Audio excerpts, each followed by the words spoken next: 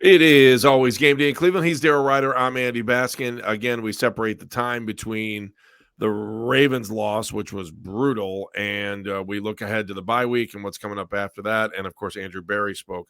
Want to remind you that this broadcast is brought to you locally by our good friends at Bryant and Smiley One, Northeast Ohio's heating and cooling experts. Daryl, Andrew Berry spoke today. I don't think he said a whole lot, but that's my perspective. I'm curious what your perspective is. Yeah, I mean, he typically doesn't say a whole lot, but I did find interesting that he gave what amounted to be almost an 8-minute opening monologue on the state of the team. He broke down the offense, the defense, the special teams before fielding questions. I think the overarching message that he wanted to present on Wednesday, Andy, was one that everything is okay. You know, we might be 2-2, but things are okay. Deshaun Watson may have left us up the creek without a paddle on Sunday against the Ravens, but everything's okay. Nick Chubb has to have his knees sewn back together, but everything's okay. Jed Wills couldn't guard a lamp. Everything is okay. Should we get the studio audience involved in that? Keep going. So that was what I guess what my biggest takeaway there was, that everything's okay. Nothing to see here. Please disperse. Nothing to see here. Please disperse. Thank you, Frank Drebin, from the files of Police Squad. That's a deep cut for you, for you 80s movies guy buffs. Yes, I'm surprised I don't have a little Leslie siren. We can come up with a siren over our head. We need the siren. We need the siren right underneath us with the roller coaster going through various scenes that may or may not include nudity. All right. So let's talk about what some of the biggest stories are right now with this team. So let's just go through that, because I thought it was interesting. You heard it this morning too. Jason Lloyd saying essentially kind of some of the things we were saying on the podcast the other day, and then came back on the air and just said, hey, the players weren't happy about the fact that Deshaun Watson didn't play. I like, if Deshaun Watson thought he couldn't play, I'm okay with that. It's the lead up. It's the lead up that caused all the problems. Yeah. Well, and again, not to sound like a broken record, Andy, but had he communicated that, look, the shoulder's not right at this moment, I am busting my backside to get myself ready to go Sunday, but I'm just letting you know that it is, right now it's really bothering me. So plan accordingly, and we'll see Sunday morning how I feel. But that's not what happened. He told coaches, he told the front office, he told his teammates, I'm good to go. He told Mary Kay Cabot, I'm good to go. I'm going to play. And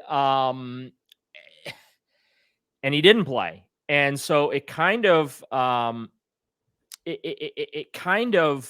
would say, left them in an adverse position, because then they had to throw DTR out there. And as I've said, like, I don't want to criticize DTR. Yeah, it was one of the worst quarterbacking performances I've seen since 1999. But, like, I don't think I can hold him fairly accountable for that. Like, I think I'm being unreasonable if I criticize the way he played. And I don't feel right doing it, because they didn't put him in a position to succeed. And, look, the game plan wasn't very smart to begin with. And these are highly intelligent individuals that are running the Cleveland Browns right now. 7 of the first 10 plays, Andy, were passes. Regardless if it was DTR or Deshaun Watson, why the hell are you calling 7 passes in the first 10 plays with a quarterback that's got a bad shoulder? I got to point to the right one. This is the right one. This is the shoulder that was bothering Deshaun Watson. And it's the one he uses to throw with. Why are you calling that many passes early in there? What, you wanted to test to make sure, the WD-40 in there was working or something? Like, what are you doing? Like, what are you doing? So, and they didn't alter the game plan at all. They went with the regular, this is the game plan we had to go against the Ravens, and they kicked our ass anyway. And that was the message I think that came from Andrew Berry too. It was like, well, did it really matter that Deshaun didn't play? Or did it really matter that DTR didn't play well? We got crushed anyway. And yeah, it does, because that was an opportunity for you to steal a game. First of all, you never beat the Ravens. Or I'm sorry, let me rephrase. You beat the Ravens once in a blue moon. Okay. Right. Once every 3 years, you beat the Ravens. Okay.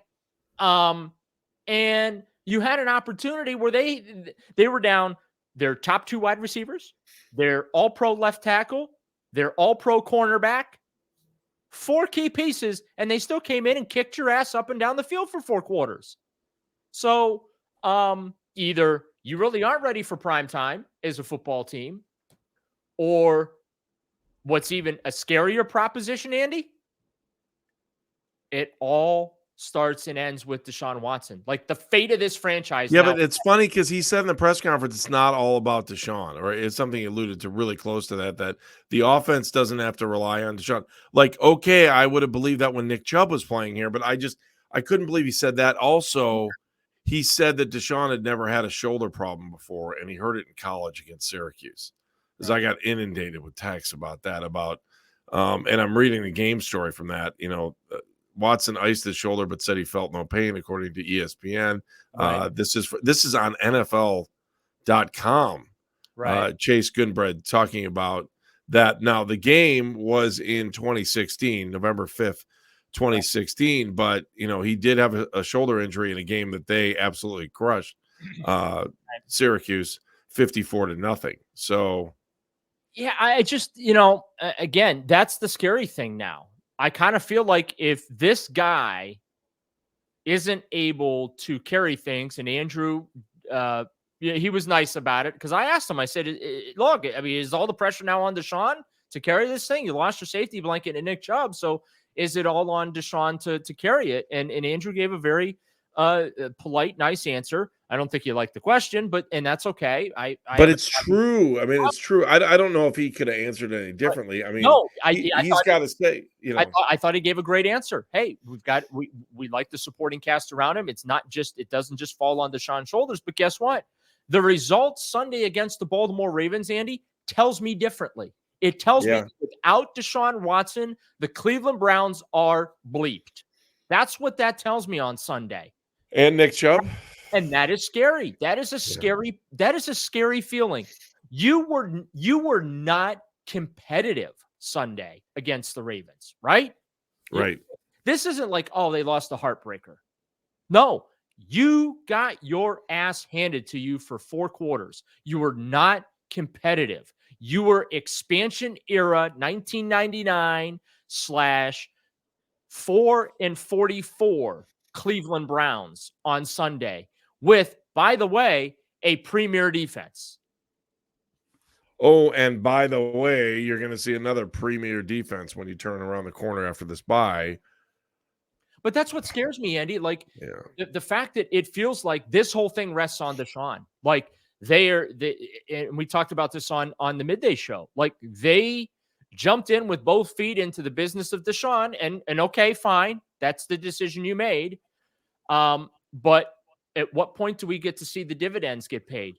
Where is the reward? Where's the profit margin for Deshaun Watson? Because right now that profit margin is 0. They are getting nothing for their 6 draft picks, and they are getting nothing for their $230 million. And me saying that has nothing to do with him being hurt on Sunday. It's just, it does have to do with how Deshaun Watson handled his injury. Running around telling everyone I'm fine. And again, the issue is not the injury. People get hurt all the time. And I always expect that players are going to say, yeah, I'm going to go. But the problem is, at some point, you have to be honest with the team and say, shoulder's killing me. I can't do it. I'm rehabbing like you can't believe, so I can be there for you Sunday. There is a chance I'm not going to. Instead, he's like, yep, I'm fine. He went macho man. I'm fine. I'm playing. He told everybody that. And so everybody believed him. And now you know what happens, Andy? The next time he tells you that, you can't believe him. He violated their trust, if that makes sense. And maybe that's a little extreme, but that's just my take on it, because you told everyone you were fine. You were not okay. And it's okay. It's okay not to be okay. But from my perspective, by him not effectively communicating that he's got this problem that could potentially keep him out of a game so the team could prepare a plan B, instead, they took him at his word that he's going to play, and they prepared accordingly, and they got burned.